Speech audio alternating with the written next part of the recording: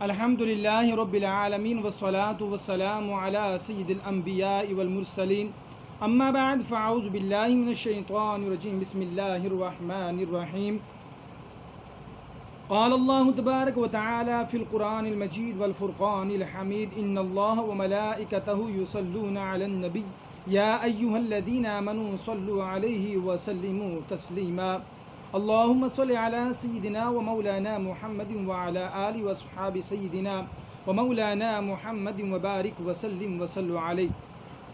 اولیاء کرام اللہ تعالیٰ کی بندگی، تقوی اور پرہیزگاری کے اعلیٰ مرتبے پر فائز ہوتے ہیں، خوف خدا سے لرز اٹھتے ہیں، احکام دین پر استقامت، سنت کریم صلی اللہ تعالیٰ علیہ وآلہ وسلم پر مدامت اور مستحبات و سنن کی کثرت ان کی زندگی کا لازمی حصہ ہوتا ہے۔ لیکن اس کے باوجود ان کی زندگی کے بعض ایسے پہلو بھی ہیں جن سے ان کی زندگی میں سنگینی و متانت کے باوجود مزہ اور خوش طبعی کا اندازہ ہوتا ہے۔ چند بزرگوں کے بعض ایسے دلچسپ اور پرمزاح واقعات بھی سیرت و تاریخ کی کتابوں میں محفوظ ہیں جنہیں پڑھ کر قاری لطف حاصل کیے بغیر نہیں رہ سکتا۔ علامہ عبد المصطفیٰ اعظمی کی کتاب روحانی حکایت سے چند بزرگوں کے واقعات ملاحظہ ہوں۔ مولانا عبد الرحمن جامی معلم و کمال کے ساتھ میدان شاعری کے بھی بہت بڑے شہوار تھے۔ ایک دن ایک اناڑی شاعر اپنا دیوان لے کر آپ کے پاس آیا اور اپنا کلام سنانے لگا۔ بہت دیر تک وہ اپنے بے تکیہ اشعار سنا کر آپ کی سماع خراشی کرتا رہا اور آپ ناگواری کے باوجود اس کے دل جوئی کے لیے خاموش بیٹھے رہے۔ پھر وہ کہنے لگا، حضور، اس دیوان کو سفر حج میں بھی ساتھ لیا گیا تھا۔ اس کو خلاف کعبہ میں کچھ دیر رکھنے کے بعد حجر اسود سے بھی مس کر کے لایا ہوں۔ یہ سن کر حضرت جامی کا پیمانہ صبر جھلک پڑا۔ آپ نے نہایت سنجیدگی سے فرمایا، ایک کسر رہ گئی، کاش کہ تم نے اس دیوان کو زمزم شریف کے کنویں میں بھی غوطہ دے دیا ہوتا تو بڑا ہی اچھا ہوتا کہ یہ دھل کر بالکل صاف ہو جاتا۔ حضرت امام ابو یوسف رحمۃ اللہ تعالی علیہ کی درسگاہ میں ایک بڑے میاں پابندی سے حاضر دیتے تھے۔ روزانہ پورے درس میں شریک ہو کر مسائل سنایا کرتے تھے مگر کبھی کچھ بولتے نہیں تھے۔ ایک مرتبہ امام ابو یوسف رحمۃ اللہ تعالی علیہ نے فرمایا کہ آپ کبھی کوئی سوال نہیں کرتے، ہمیشہ خاموشی کیوں رہتے ہیں؟ یہ سن کر ان بزرگ نے سوال کیا کہ اچھا بتائیں، روزہ کب افطار کرنا چاہیے؟ آپ نے فرمایا کہ جب سورج غروب ہو جائے۔ یہ بزرگ بولے کہ اگر آدھی رات تک سورج غروب نہ ہو تو؟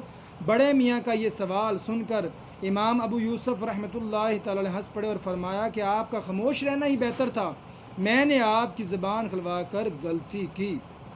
خلیفہ بغداد اور مہندی ایک مرتبہ شکار میں اپنے ساتھی سے بچھڑ کر بہت دور نکل گیا۔ جب بھوک پیاس نے پریشان ہوا تو ایک بدوی کی جھونپڑی میں چلا گیا۔ مہمان نوازی بدوی نے جوں کی روٹی اور دودھ پیش کیا۔ جب مہندی کھا چکا تو بدوی نے کھجور کا شربت پلایا۔ ایک گلاس پی کر مہندی نے کہا کہ تم جانتے ہو کہ میں کون ہوں؟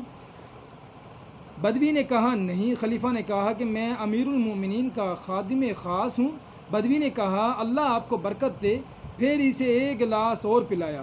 خلیفہ نے دوسرا گلاس پینے کے بعد دوبارہ پوچھا کہ کیا تم مجھے جانتے ہو؟ بدوی نے کہا آپ نے بتایا تھا کہ آپ امیر المومنین کے خاص خادم ہیں۔ خلیفہ نے کہا نہیں، بلکہ میں امیر المومنین کا کمانڈر ہوں۔ پھر اس نے تیسرا گلاس پلایا۔ خلیفہ نے تیسرا گلاس پینے کے بعد پھر پوچھا کیا تم مجھے جانتے ہو؟ بدوی نے کہا ہاں، آپ نے بتایا تھا کہ آپ امیر المومنین کے کمانڈر ہیں۔ خلیفہ نے کہا نہیں، بلکہ میں خود امیر المومنین ہوں۔ یہ سن کر بدوی نے مشک کا منہ باندھ دیا اور ڈانٹ کر کہا اٹھ نکل یہاں سے، اگر تو چوتھا گلاس پیے گا تو نبوت کا دعویٰ کر دے گا۔ یہ سن کر خلیفہ مہندی اس قدر ہنسا کہ اس پر غشی طاری ہو گئی۔ اتنے میں خلیفہ مہندی کا لشکر اسے تلاش کرتے ہوئے آ گیا۔ بدوی لشکر کا زیادہ جلال دیکھ کر خوف کے مارے کانپ اٹھا۔ مہندی نے اس کو تسلی دی اور انعام و کرام سے اس کو مالا مال کر دیا۔ خلیفہ ہارون الرشید اور اس کی بیگم زبیدہ بھی اختلاف ہو گیا کہ فلودہ اور لوزینہ بادام کا حلوہ میں سے کیا چیز اچھی ہوتی ہے۔ دونوں قاضی امام ابو یوسف کے فیصلے پر راضی ہو گئے۔ امام ابو یوسف نے فرمایا کہ بغیر مدعی اور مدعا علیہ کے حاضر ہوئے ہو، بھلا میں کس طرح کوئی فیصلہ کر سکتا ہوں؟ لہٰذا فلودہ اور لوزینہ دونوں کھانے میرے سامنے پیش کیے جائیں۔ چنانچہ دونوں ہی کھانے حاضر کیے گئے اور امام ابو یوسف نے ایک مرتبہ فلودہ اور ایک مرتبہ لوزینہ کھانا شروع کیا، یہاں تک کہ جب آدھا آدھا پیالہ دونوں میں سے کھا چکے تو فرمایا کہ میں نے آج تک ایسے دلائل پیش کرنے والے مدعی اور مدعا علیہ نہیں دیکھے کہ میں جب چاہتا ہوں کہ ایک کو ڈگری دوں تو دوسرا اپنی دلیل پیش کرتا ہے، اس لیے میں اس بارے میں کوئی فیصلہ نہیں کر سکتا۔ ہارون الرشید اور زبیدہ دونوں امام ابو یوسف کی گفت کو سن کر ہنسی کے مارے لوٹ پوٹ ہو گئے۔